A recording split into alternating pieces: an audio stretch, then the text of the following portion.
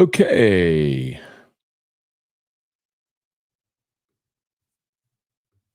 What's up, everybody? Good morning. Welcome to a Thursday edition of Morning Scone presented by Brock, the Baton Rouge Orthopedic Clinic, Parish Construction and Roofing.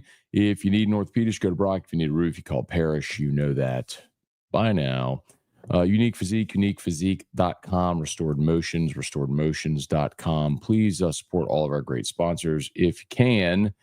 They're all linked in the description on Facebook or on YouTube and tagged on Facebook. All right, y'all, we'll get rolling here. I put Jayden Daniels on Thursday Night Football in the very brief description there. We're in a hurry to get started. I might edit it in a little bit based on what y'all have to talk about. Uh, Commanders, Eagles, be fun to watch Jayden tonight on Thursday Night Football. This will be the final Thursday without Scone and T. We'll return next Thursday.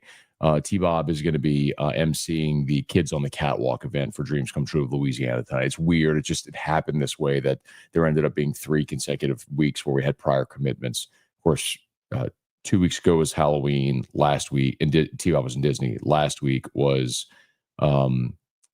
T-Bob had an event with Hester for OTB at the Queen Casino. And then tonight he's at Kids on the Catwalk for Dreams Come True. So next Thursday, we're back at Curbside for Scone and T, and looking forward to it. And hopefully it'll be after a Tigers win, and we're getting ready to talk about LSU welcoming in Vanderbilt with LSU having very much their playoff hopes alive. So we've gone through those scenarios a little bit. But tonight, Thursday Night Football, Jayden Daniels, Commanders came up short last week against the Steelers, but still a pretty fantastic season so far for JD5. And starts tonight with a road game against the Eagles. Of course, Saquon and the Eagles are 7-2, despite Nick Sirianni. All the questions about him: is he going to get fired? Eagles are at home; they're 7-2. They're a half game ahead of the Commanders. Eagles are 4-point favorite. Be a massive opportunity for Jayden tonight to go on the road and play really well. So we'll keep an eye on that for Thursday Night Football. Pels lost last night to OKC. No big deal. They have no players left. Everybody's hurt, so they're going to lose every game they play. And coaches Billy Napier, Brian Kelly were on the SC teleconference on Wednesday, kind of gave some updates. Brian Kelly was asked point blank if I'll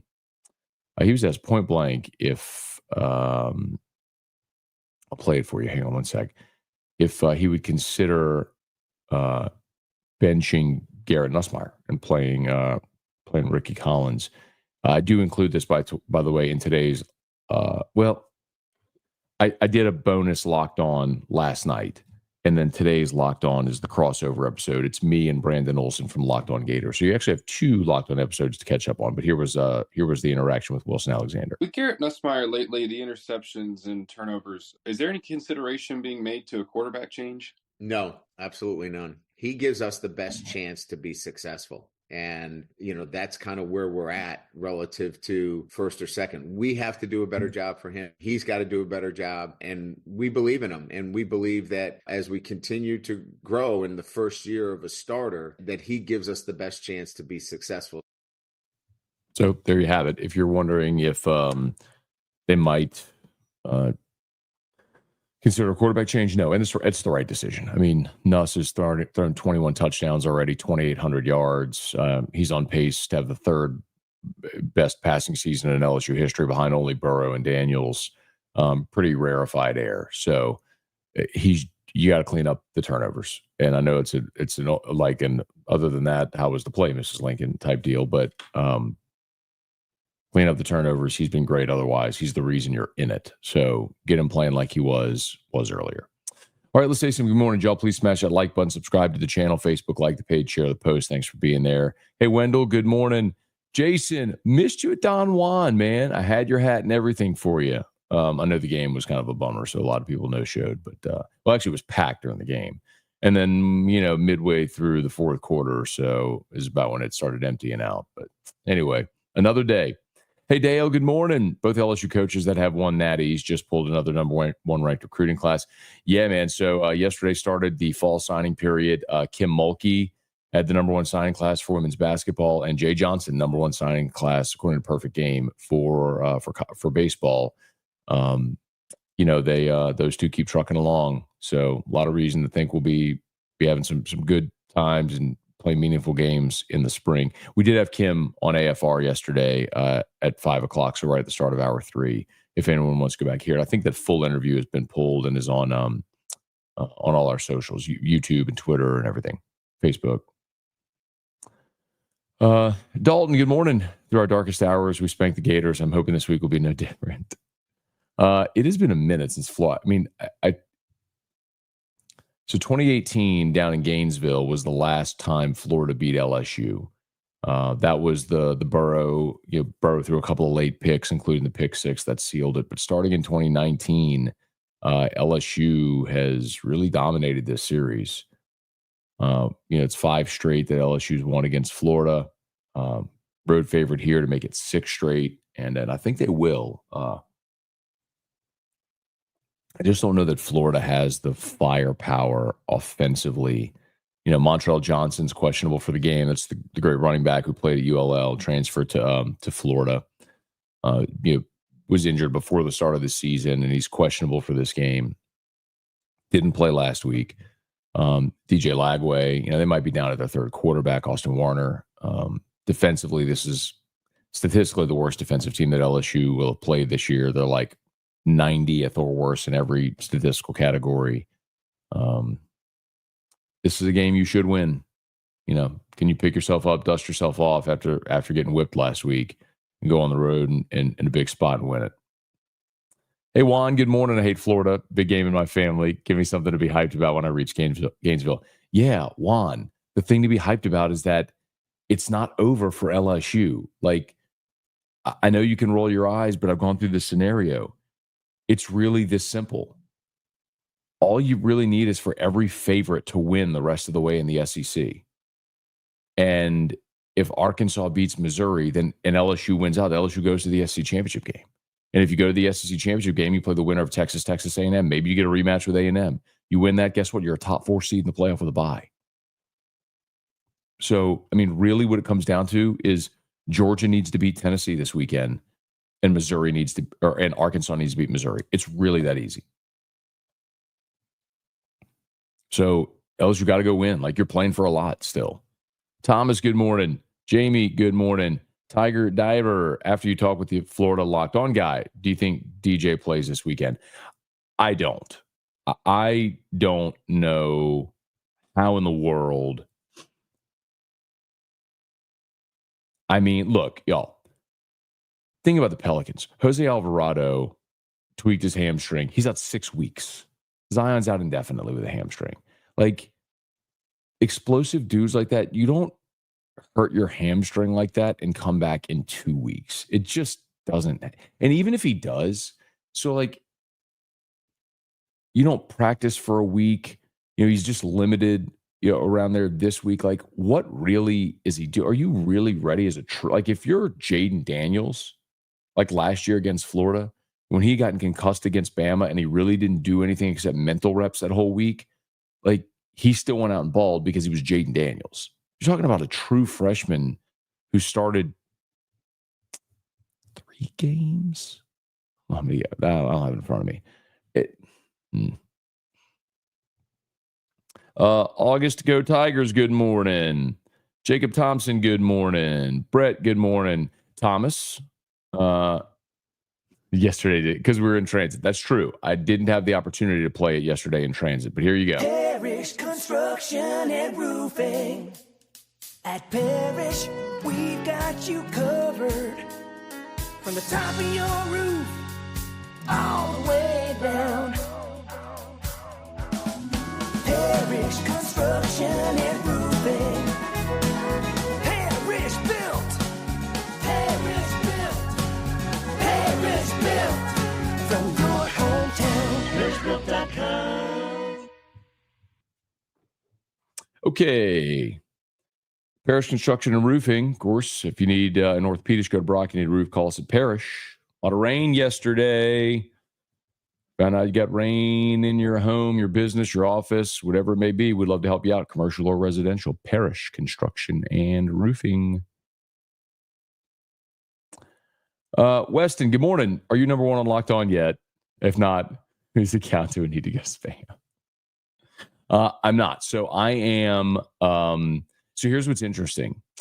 So I am fifth. So there's audio and YouTube, right? So I'm fifth on the Locked On College Network, which is still amazing. I want to be first, but here's what I've learned, because I was looking at a lot of like just YouTube specific, like my views relative to some of the other channels, and my views per episode are better. And I'm going like, why am I? So some hosts do 2 shows a day. And so when I have the opportunity, I will do that. Like last night, I recorded 2 episodes last night. I had the bonus episode, which I put up last night, which was a lot of the Brian Kelly, Billy Napier stuff from the teleconference talking about the quarterbacks. And we recorded Brandon Olson from Locked On Gators, and I recorded the crossover episode, which just went live at 7 a.m. So the hosts that are ahead of me are doing 2 shows a day. So even though my download or views per episode might be higher, their cumulative number is bigger because they're doing more shows. So I just got to do more shows. If y'all listen to them or watch them. Trey, good morning. Does the direction of the first round focus on receiver for the Saints or Will Campbell no matter what? I'm not going to say Will Campbell no matter what. I think here's the thing, Trey. First of all, it depends where you're selecting, right? If the Saints go on a little bit of a run and end up picking somewhere in the middle teens, it's going to change, the type of player you're going after. If they're at 3 wins right now and they get another win or 2 the rest of the way and they finish 4-13, 5-12, and you're picking somewhere in the top 10, maybe around the top 5, then that conversation changes, because you might be in the mix to grab your franchise quarterback. You might be in the mix to grab the best left tackle, but you just drafted Taliesin Fuanga and Penning's playing better, so maybe you don't need a tackle. Are you going best defensive player available on the board to try to get younger? I mean, listen, when you're as bad as the Saints are, you have a lot of needs. So there really isn't a bad option on the board. Jason, not sure if you got my message. We didn't make it to Don Juan. Someone doesn't know how to drive. Got an accident leaving the game. All good, man. Glad everybody's fine, and we'll do it another day, man. But I had your hat for you. I still have it. Brad, good morning. Chris, good morning. What happens if Texas and LSU both win out the rest of the way and there's a tie for the second SEC championship spot? So, yeah, Chris, I've gone through that scenario already. If you haven't heard, I wrote about it at LouisianaSports.net. So if you end up with a scenario with 6 SEC teams all at 6-2, here's I did the math. So you would have, under this scenario, and a big part of this is Georgia beating Tennessee, right, to give Tennessee a second loss. So LSU, Georgia, Ole Miss, Bama, Tennessee, and then the loser of Texas A&M would all have 2 losses. They'd all be 6-2 in the league, provided LSU wins out. You'd have a 6-team tie at 6-2. You'd have the winner of Texas A&M at 7-1, and they'd be in the SEC championship game. And then the other teams, the 6 I just mentioned, would all be at 6-2.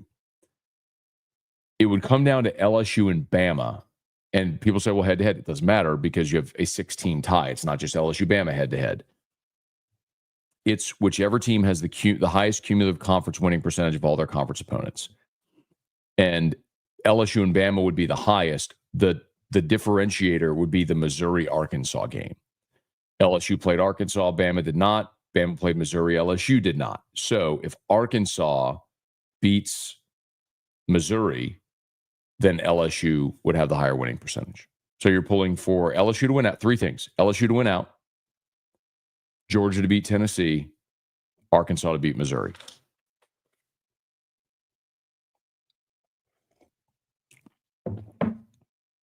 Now, there could be other upsets along the way that could change that math, and I'll update those numbers every week after the games. But like, for example, this week, South Carolina plays Missouri. Well, you want South Carolina to win. LSU and Alabama both played South Carolina, but only Alabama played Missouri. So if South Carolina wins, LSU's opponents get another win. So does Bama's, but Bama also takes a loss. Make sense? Abner Neal, Rocky, good morning. Good morning. Good morning. Does LSU offense get on track? Rocky, if you don't get on track against Florida's defense, it's hard to imagine you get on track against anybody. Vanderbilt's played well at times, and Oklahoma is actually a good defense. Like, that's going to be a challenge. Now, it's at home, and I don't know that Oklahoma's got a really good offense, but Oklahoma's defense has been pretty good. This is one where you should get going, man, because everybody has. Tyga Poppy, good morning. Charlie, morning. Is Kelly on the hot seat? No. If they fired him, they'd owe him $68 million. They're not buying him out. He's not going anywhere.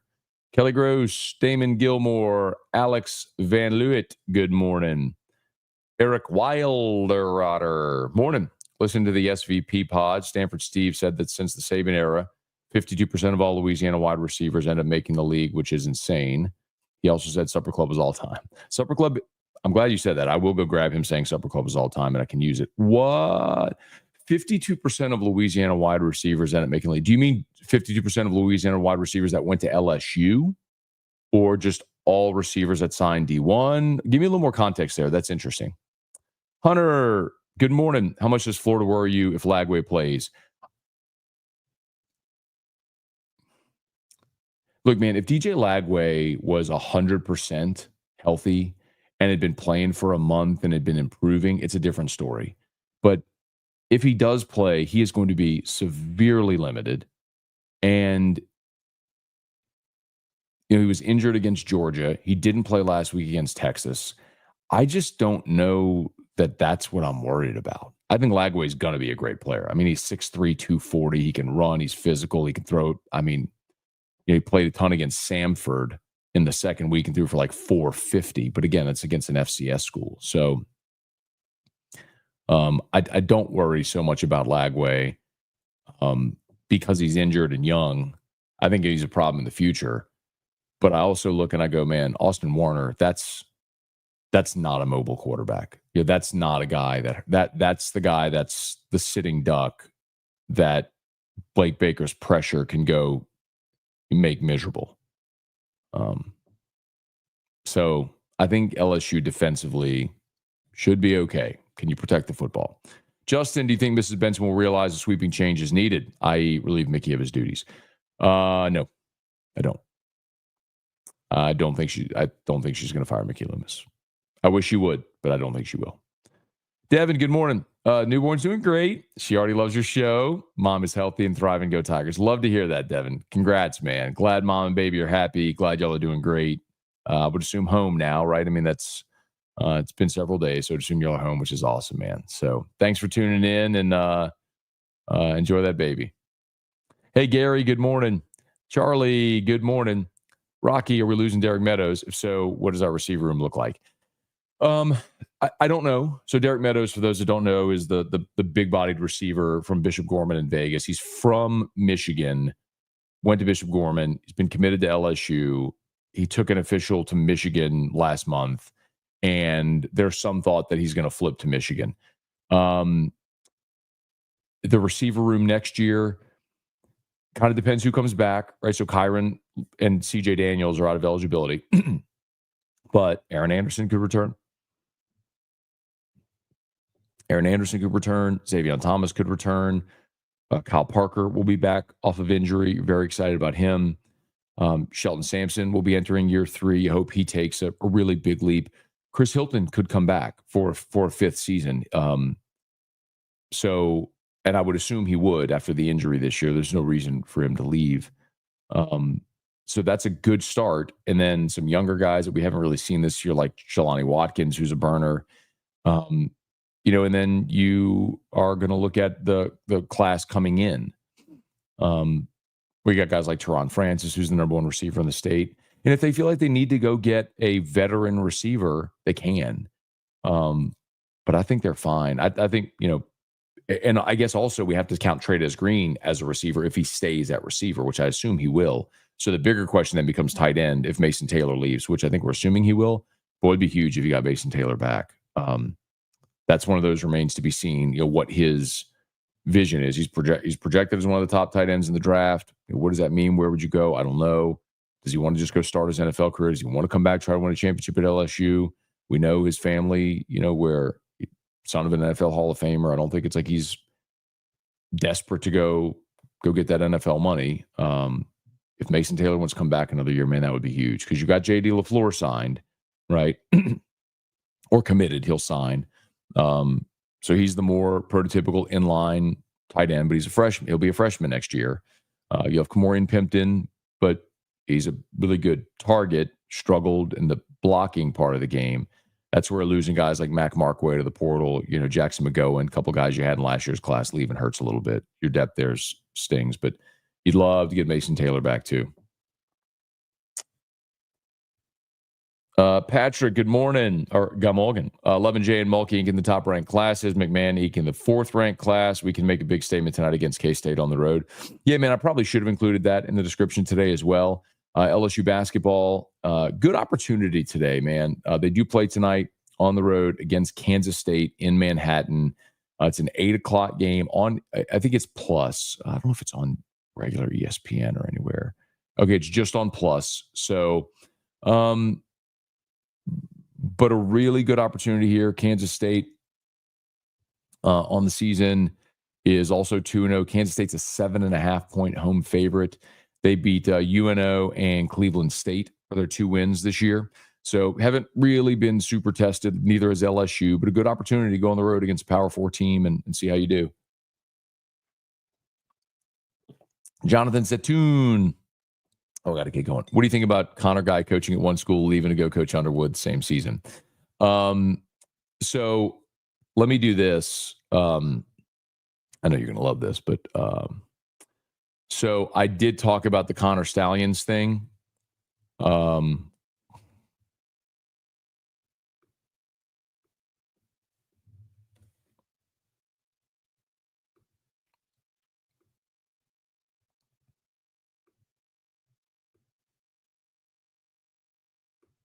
gonna drop it in the chat if you want to watch the video. It's not a long video. It's a video I did for one of my Locked On bonus episodes. If you want to go check it out, I think it's absolutely Connor Stallions going to Belleville to try to recruit Bryce Underwood. I don't think it's going to work. That's my synopsis. If you want a longer explanation, I just posted the video.